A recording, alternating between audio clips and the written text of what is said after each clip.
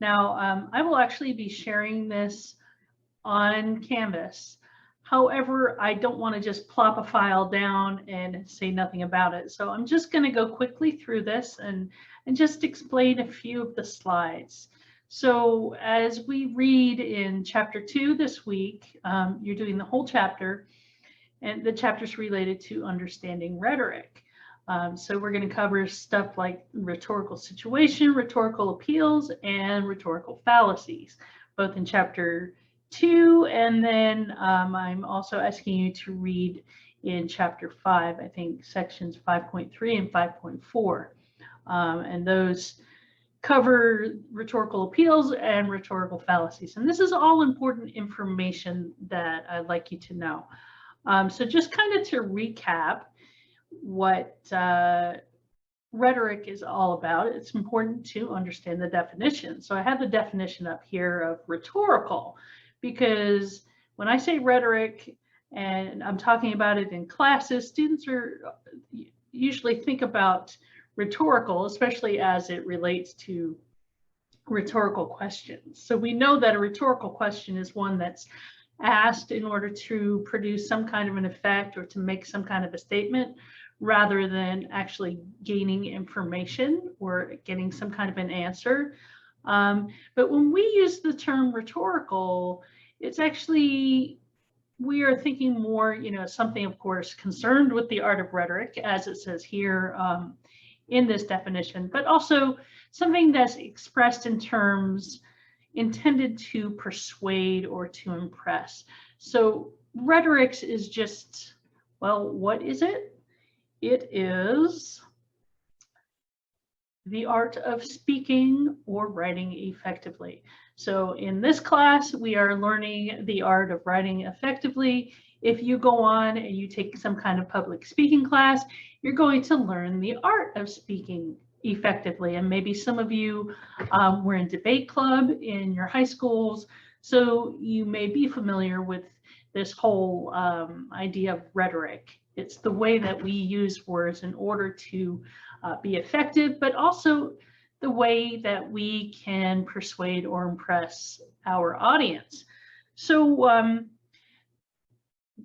we're going to repeat over and over again these ideas relating to rhetoric and the rhetorical situation. You'll probably get tired of it, but you'll see in your book that there are 5 key components of rhetoric, and I believe this is in chapter 2. So here we have context, purpose, audience, tone, and genre. I'm not going to go through the explanations because I think the text actually does a fantastic job of explaining the variety of things that come together to form the rhetorical situation. But I do love graphics, so I put that graphic up there, and that's kind of a variation of the graphic that's used in the textbook. Here is another one, and this is from a handout called The Rhetorical Situation, and this is a little bit of a Venn diagram. I'm kind of nerdy that way. I like Venn diagrams. I think they're kind of cool. So here we have 3 things that come together, right? We have circles of writer and subject and audience. Those are the 3 things that are interacting, right? When you are writing something, you are the writer. You are writing the subject, the thing, right? And of course, you're putting it out there. You're putting it on paper. It's not staying in your head. So there is some kind of an audience. It may be a true audience, an actual physical being, like you write your papers and I'm reading them, or your classmates are reading them, but you could also have what's considered an imagined audience. When we write down to a writing task, or we're given a certain rhetorical situation, there are so many things that are coming together and so many things that we are thinking about that, it's more subconscious. We aren't sitting out and saying, well, who's my audience and what am I going to write and all that thing, right? So there are all these multiple things that kind of come together. We have the writer and the speaker, right? We have the audience, whether real or imagined. And of course, we have the purpose. What is the reason for writing, right? There is this purpose. What are you seeking from the audience? You have some reason behind wanting to write. We have exigence, which is kind of a fancy word for your motivation. It's similar to purpose, but not exactly the same. We have, of course, the subject, and that's related to context. Context, who's discussing this? Where and when is this an issue? So kind of the all the various things that are going on underneath is that context. And then, of course, we have genre, how the subject, how the topic that you are writing about, how it's presented to the audience. So in this class, we are primarily focusing on academic writing as our genre. So yeah, genre is the thing. And of course, you see right here in the middle is the text, that which has been written. So that's another graphic for you to absorb. It's similar to some others, and yet another graphic. So here is something that we call the rhetorical triangle, and you may have seen this or heard about it before. And this is something, this graphic is kind of related to the rhetorical appeals that you read about in chapter 5. So writers and speakers persuade in three main ways. They use ethos, logos, and pathos, right? So ethos is the appeal to credibility, logos is the appeal to logic, and pathos is the appeal to emotion. So this triangle just kind of shows you how those three appeals are related to those three main things that we saw in the previous slide: the writer, the subject, the audience. Here they use context instead of subject, but you see that writer and ethos are related. And there are some questions here. Who are you?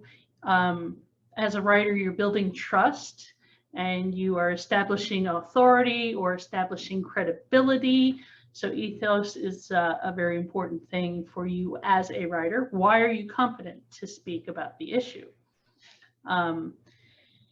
Logos is related to context or the subject. That is the words that you're using, the support, the evidence that you have, any counter arguments, and any arguments that you use in your writing. And then lastly, audience and pathos are connected here because you are trying to provoke your audience with some kind of reaction.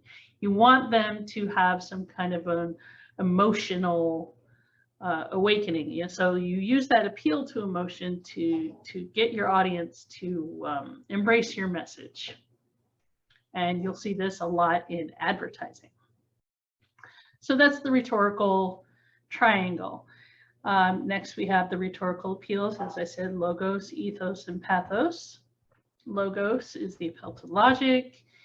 You've got to convince your audience that the information you're presenting is well researched and also worthy of their time.